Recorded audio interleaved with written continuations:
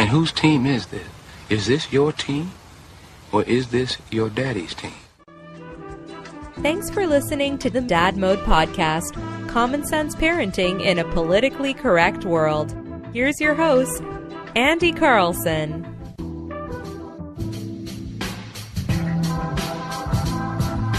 Where'd all my friends go? They all disappeared. Welcome back to the Dad Mode Podcast, Common Sense Parenting in a Politically Correct World. I'm your host, Andy Carlson, at Andy Carlson Show on the Twitter machine. I'm a father. I have no idea what I'm doing, but you and either they're chiefy, so let's try and learn something together today. Website is dadmodepod.com. Follow me on Twitter at Andy Carlson Show or the show at Dad Mode. Today, back to school. To show Daddy that I am not a fool. Now, Muggsy is not of school age yet.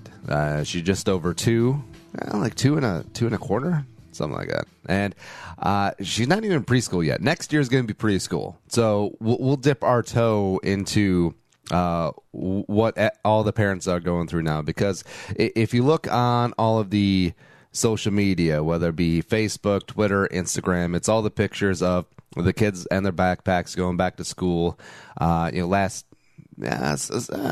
kids it was this week. Most of them it was last week, Labor Day. Oh yeah, by the way, we talk about millennials being soft. The millennials are gonna S-talk all these kids who we don't even have a name for their generation yet. It's like, oh, you always start your school on a 4-day week. Soft, Charmony, marshmallowy, soft. Yeah, but I'm looking forward to sending the kid off to school. Yeah, I'm going to be one of those parents because, well, my situation, like we've talked about, is unique. I'm able to work from home. We have a great setup. I'm able to spend a lot of time with Muggsy, and throughout the day, I'm able to get work done because she's a very self-sufficient kid. And, you know, we'll give her breakfast, give her lunch, play with her a little bit, read with her. But overall, all she wants to do is, you know, play with her dolls or maybe watch some PBS, or her new thing right now is Princess Sophia. And she dances, she sings, and she really entertains herself. And we don't know about the human DNA, if this is a trait that's that can be passed down. But I was always a kid as an only child that had to entertain himself, you know, most of the time, especially younger, you know, before really getting a group of friends to go out and raise hell with. So like, as a young kid, I was, you know, able to put together imaginary scenarios, play with Legos, play with blocks, play with toys, like all that stuff, and keep myself entertained. And I think that's a good trait to have, because all the kids with the cell phones and the tablets now, they're never bored. And I feel like that's an sensory overload at times, because do you remember when you were a kid and you just got bored and you were just sitting there and you literally twiddled your thumbs, or you reread the same book over and over again, or you drew in a coloring book, or you watched a rerun of MASH on the channel that doesn't even have a designation. It's just like My TV, channel 9.4. Yeah, you're watching that. Yeah, kids don't have that nowadays. With the access to the internet and all the screens and the tablets, they are never bored. And I think it fries them out a little bit.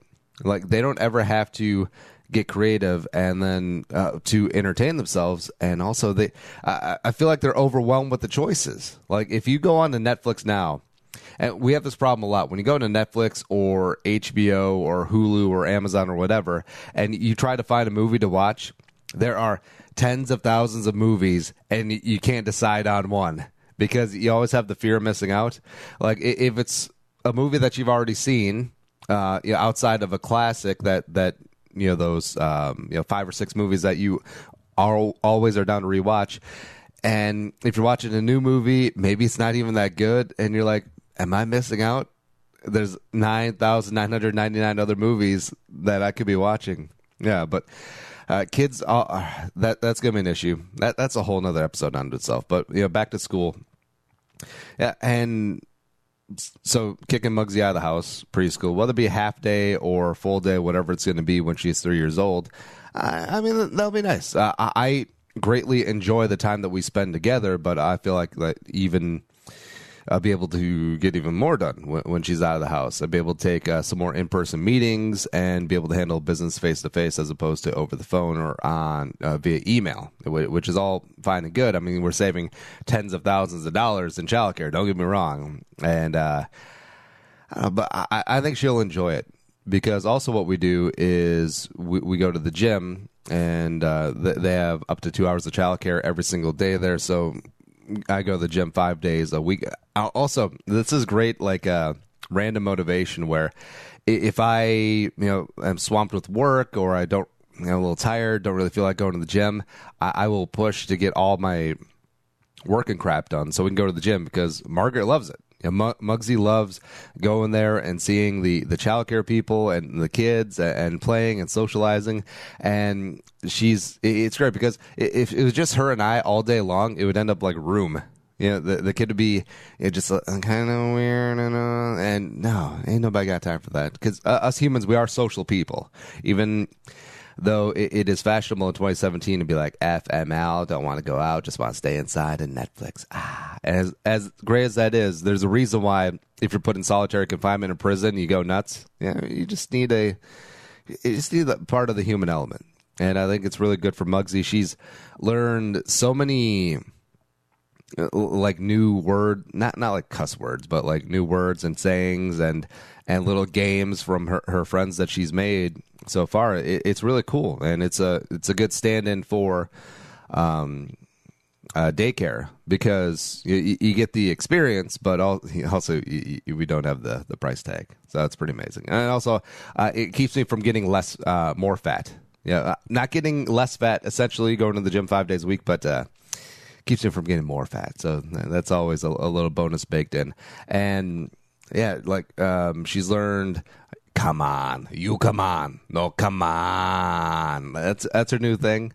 Also, she likes saying yup and playing Ring Around the Rosie and Patty Cake. And it's funny, like sometimes she just counts to 35, just like out of the blue. Just like 1, 2, 3, 4, 5, 6, 7, 8, 9, and she just prattles it off. And it's something that we haven't necessarily worked on. Like maybe she gets it from Sesame Street. She probably gets it from the kids. And when she goes off to preschool, like we'll have to work on potty training, and that'll be a whole other series onto itself, because we have the potty.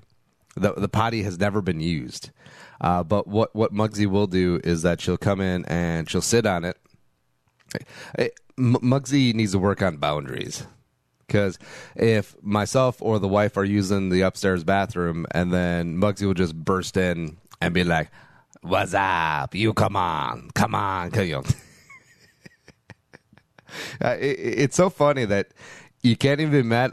Well, for me, I feel a little weird since I'm a man, she's a little girl, and the whole covering up everything. The wife will just walk around buck naked in front of Muggsy, which I guess is fine. I mean, apparently it's fine, right? It's got to be. Anyways, but yeah, she'll burst in, and then she'll sit on the toilet, like her little mini toilet. Yeah, so she actually gets the ritual, but now it's just a thing of getting her to make a deposit in the bank, if you know what I'm saying. But it'll be good. And I just remember as a kid going on the first day of school, I always liked it, because I was a football fan even back in the day, even when I was a young kid. So that means cooler weather. That means the Vikings. That means football. That meant it's playing sports. Because I love playing baseball, especially as a younger kid, but I really like playing basketball with my friends, playing football, running track, all that stuff. And that signals school. Also, remember, back to school clothes. Yeah, get a new pair of sneakers, get a couple of new outfits, and yeah, it was good. Yeah, I was sort of a high maintenance kid. But I'm trying to think. One year, I think it was third grade, when they had the light up shoes. The shoes that you every time you step, like the heel lit up. And those were the big things. Those were the big deal. So over summer, I was bugging the parents all summer long. It's like, hey man, let's get those for school so we can be cool and we can be ready to go. And yeah, just showing up, walking to school. I live like 3 blocks away from the elementary school, and I was like, yeah, here I am, step by step, lighting up the way here, yeah. And then everyone had them, and so it's like, I'm still pretty hyped. I'm still pretty pumped that I got these, but it's not quite as cool anymore. Yeah. But yeah, school was fun. Like going back and seeing all the friends, seeing who the new teacher was. Oh yeah. Also, when you were in elementary school and you had one teacher, like you didn't rotate classes like in middle school and high school. Yeah, if you got the ball buster. And especially if my school was pretty small, so there's about 70 kids, so there's 3 teachers in each grade, and so you got split up into thirds. And one teacher was always like the old school, got tenure, just playing out the string, grumpy as hell. Had taught your parents and maybe even some of your grandparents or like really older uncles, and then they're like, yeah, we ain't taking none of your ish. Yeah, so yeah. Getting that lady, that was the worst. Then you had like the sort of middle-aged lady, maybe young mother, is really cool. She wants to be your friend, and then you got the new like teacher fresh out of school, had no idea what she was doing, but she was really nice. Yeah, so you wanted any two of the latter. But nah, not so much the former. If you got the former, it was going to be in for a long ass 9 months for you. Yeah. Speaking of long ass, if you want a long ass good time, the Original Craft Beer Club, hit them up.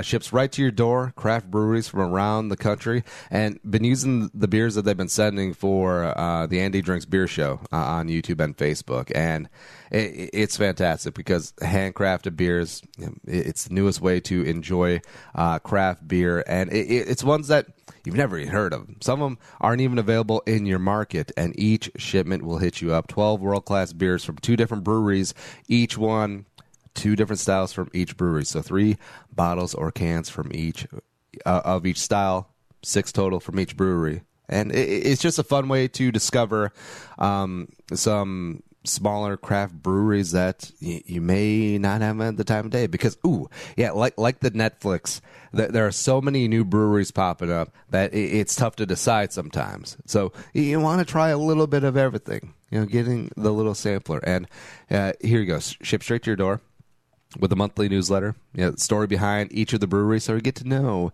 your favorite new brewery, the beer, what's in it, where it originated, recipes to try, and also beer trivia. They got options for monthly, every other month, and quarterly shipments, plus each shipment, as always, free shipping. craftbeerclub.com/dadmode. If you go there, $10 off your orders of 3 months or more. So you win-win. You get 3 or more months of delicious craft beer delivered straight to your door, and you save some money.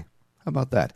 craftbeerclub.com/dadmode. All right, so, you can get some original craft beer club delivered to your door as your kids are gone, because I always like the parents who do the photos of the kids are leaving for school, and then they coach the kids up to look all sad, and then like the mom's got a glass of wine and she's like, woo-wee. It's going to be a good time. Yeah. But on the parent side, I mean, summer, especially if you have one parent that's either part-time employed, seasonally employed, or is a stay-at-home parent, and that's got to be big for them too, just getting that off their plate, and they can focus on other things, whether it be a side hustle, whether it be, say that like they're part-time, maybe they work at school, maybe they're work in the office, maybe they're a secretary, maybe they help or whatever. So them going back to work, having some extra, little extra dough coming into the household, that's always a win-win. But yeah, the parents who are able to spend summers with their kids, and depending on how this whole radio and podcasting empire thing is going to sort out, I would enjoy spending the bulk of the summer with Muggsy, with the future kids, because that's a good time. I mean, hell, going to the state fair on a Tuesday or Wednesday, or going to Valley Fair on a weekday, it's amazing. It is way better than trying to deal with the crowds on the weekends when all the normal 9 to 5 jabronis and their kids start rolling out there. But yeah, Muggsy's really going to enjoy school. I can already tell that because she loves interacting with other kids. She loves learning new things, and I don't know, it's going to be so cute and nerdy, like when she goes off to preschool, or especially when she goes off to kindergarten, first grade. And I understand like how emotional parents get. A lot of them cry like little biatches when their kids go off to school, especially for the first time. And I get it. I already get it now because when Muggsy goes off to kindergarten, I'm just gonna. This is gonna be like the end of Toy Story 3. And just, I'm not crying. You're crying. Who's cutting onions up in here? It's over there. Yeah, that's gonna be me. Oh, do you notice that the parents who put pictures of their kids' first day of school, it's like 1st through 6th grade? Yeah, about 7th grade, it starts tapering off because the kid starts becoming puberty starts hitting in, and all those hormones start going, and then you got the pizza face, and everyone's all gangly, everyone is all knees and elbows, and the kid is super jaded, won't get off their phone, and like, nah, I'm not taking a picture, you get out of here, I hate you, Pamela. Yeah, they're already calling you Pam. Yeah. It's good times. But that's the looking forward to school, looking forward to kicking Muggsy out of the house, and I think she'll enjoy it too. But this is gonna be a whole nother episode too. Like 5th grade graduations, I don't think that counts. Kindergarten graduations, I don't think that counts. I think you get high school, you get college, you get grad school, which would be medical, law school, etc. That's it. That's the trifecta. We don't need a big ceremony for 3rd grade graduation, for 4th grade graduation. Nah, ain't nobody got time for that. But I digress there. If you want to support the show, tell a friend, spread the word about the Dad Mode Podcast. And the show's available on iTunes, Stitcher, iHeartRadio. And follow me on Twitter at DadModePod, or me at Andy Carlson Show. Website is dadmodepod.com. But until next time, be a man, be a father, go Dad Mode, and we'll smell you later. Think the episode you just heard is worth $1? Well, send it our way. Visit dadmodepod.com/support to find out how. Be a man, be a father. Go Dad Mode.